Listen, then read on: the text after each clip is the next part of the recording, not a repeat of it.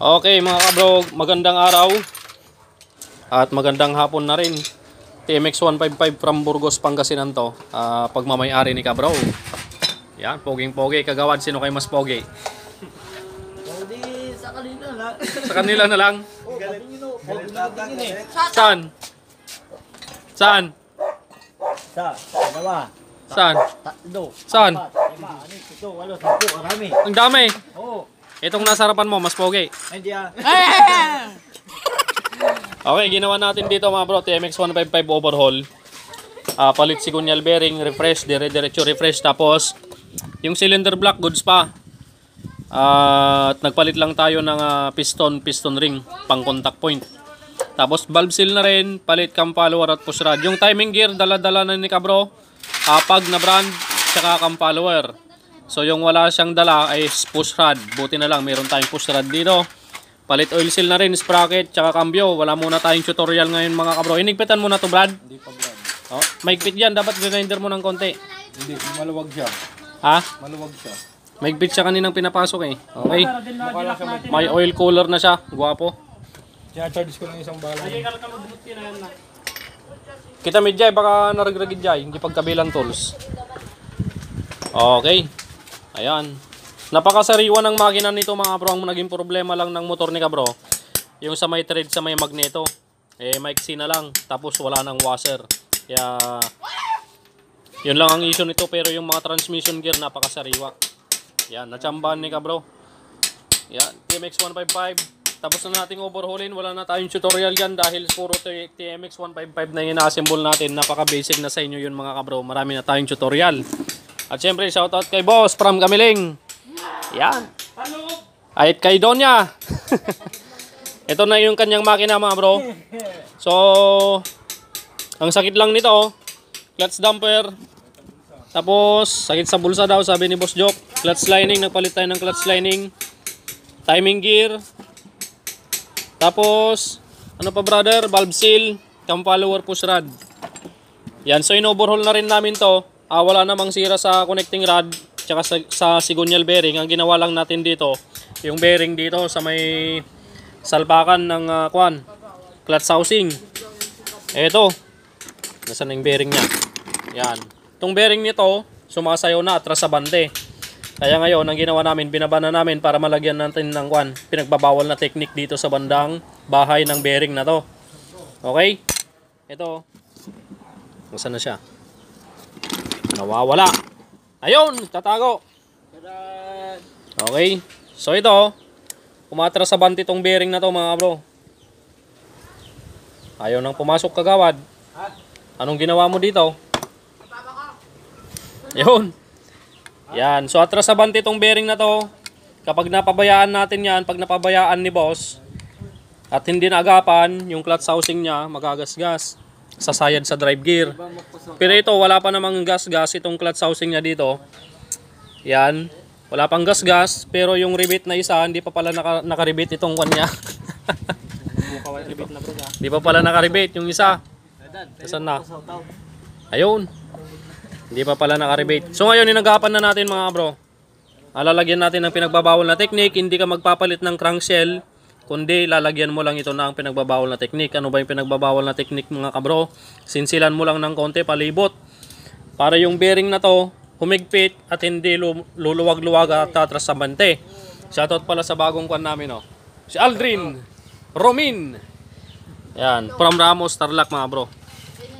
Yan. Okay. So ngayon, sasalpak na natin to. Alam nyo naman, pinakita ko na dati dun sa video nating isa. Sininsilang ko lang palibot yan. Pero wag masyadong malalim na sinsil. Paibabawan nyo lang para sumikip lang tong bearing na to. Okay? Papakita ko sa inyo para makita nyo. At kung hindi nyo makita yung video natin na yon, para ngayon, yung mga bagong makakapanood, makita ninyo yung pinagbabawal na technique ni Kagawad. Tupi-tupi. Shoutout kay Big Mami at saka kay Big Daddy. Oo. Kaya na? Kay Big Daddy. Kay Big Daddy. At saka Big Mami. Okay. Ayan. Sa inyo. Okay, shoutout po sa inyo. Talaga Boss Job. Okay. Panoorin nyo na mga bro. Aldrin, i-video mo nga. Ipahawak natin kay Aldrin para makita niya. Oh. Ito, i-video mo to ha. Pahiga, pahiga. Pwede na. Asan na yung martigals bro? Pairam nga. Martilyo. Kagawad, tupi-tupi, martilyo. Nasaan na? Kay Boss Joe. Kay Boss Joe. Ay, yung isa yung malambaw. Malambaw to. Ito, okay.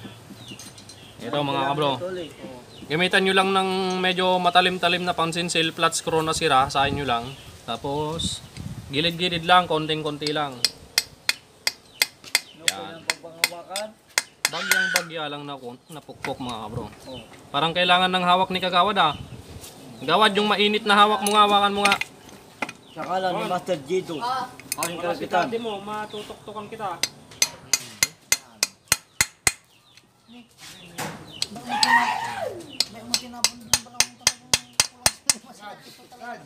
Okay. Kulang sa buwan. Shoutout kay Boss Arjen. Shoutout sa'yo. Up! Maluwag yung... Ano yan? Alam mo na yan, Boss Joe. Di na ano yan. Ano? O di, higpitan mo na. Pero kung nasa kalagitnaan ni maigpit pa, langanin. Ano yan? Bro, okay. Okay na. Okay. Alright.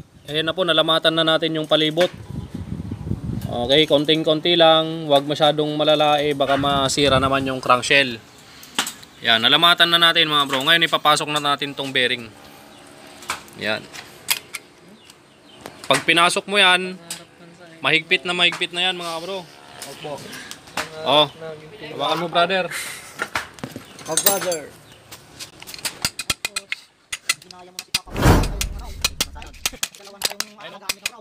Medyo kung na mga bro, masira yan. Hindi na basta-basta sa basta yung bearing na yan. Tama ka Boss Joe. Oh. Bubod, lakbod. Ako magmainay. Tawad, relax lang tawad. Alright, tapos na mga bro. Ayan o.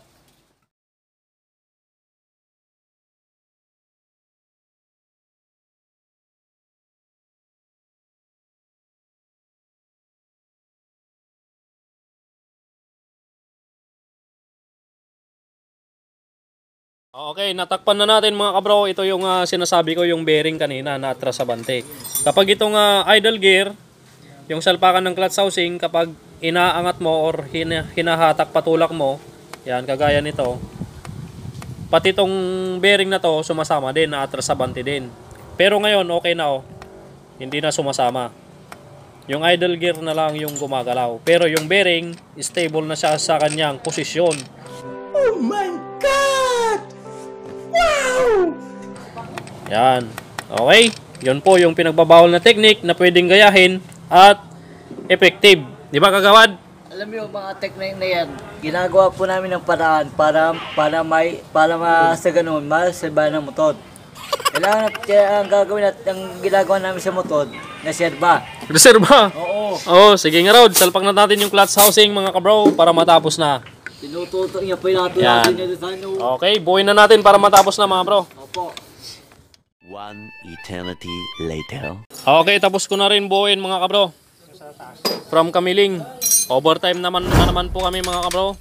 At mula Martes, pagkatapos ng Pasko hanggang ngayon ay lagi na kaming nag-overtime. Medyo napapalaban na si Brother Lito at Brother Jobe Kianan. Ayan, shoutout po sa customer namin. Boss, shoutout. Ay, ayun pala. Shoutout kay boss. Siya po yung may-ari dito. At yun po si Madam Donya, yung misis niya. Ayan, from Kamiling. Okay, sound check natin mamaya pag natapos nang higpitan yung mga tornilyo. Yun o, tapos na mga kabro. Nahigpitan na lahat ng higpitan, sprocket, cambio, mga tornilyo sa chassis, tambucho, carburetor. Okay na. Pandarin mo na, Brother Lito Velasco. Opo. Yun, ang problema nito, maingay timing gear at nagbabawas na rin ng langis, piston ring, nagparibor tayo. Yun o, smooth. Ang ginamit nating timing gear, pag lang mga bro, pag na brand. Yan, pag na brand. Okay, so yung pinakita ko sa inyo kanina, yung pinagbabawal na technique, goods na goods yun. Okay. O, magre-readjust pa tayo mamaya ulit. Yan. Yun o, smooth na, wala na yung meow meow. Tsaka makalampag sa bandang clutch side, wala na rin. Aw-aw na lang. Ayun, saan yung nag-aawaw? Ayun, kagawad. From Kamiling mga bro, tapos na rin yung taga Burgos Pangasinan, umuwi na. Solas na to, overtime lang kami ng kaunti. Yan. Test drive, Brother Lito Velasco.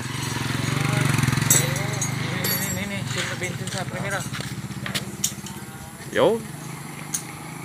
Road test lang para maglapat yung balbula dahil bago yung cam follower push rod para maglapat, test drive tapos readjust na lang mamaya.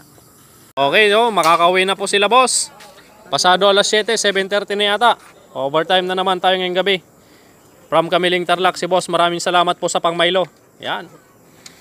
Break in boss, bagong rebor. No? Yan. Salamat boss. Ayun oh, may konting meow-meow yung kanyang oil pump gear, may tama na, may brungol na, may rib-rib na sa Ilocano. Okay, sabay-sabay tayong overtime. Ayun oh, si Brother Aldrin, shout out. Poging-pogi, mas pogi dito.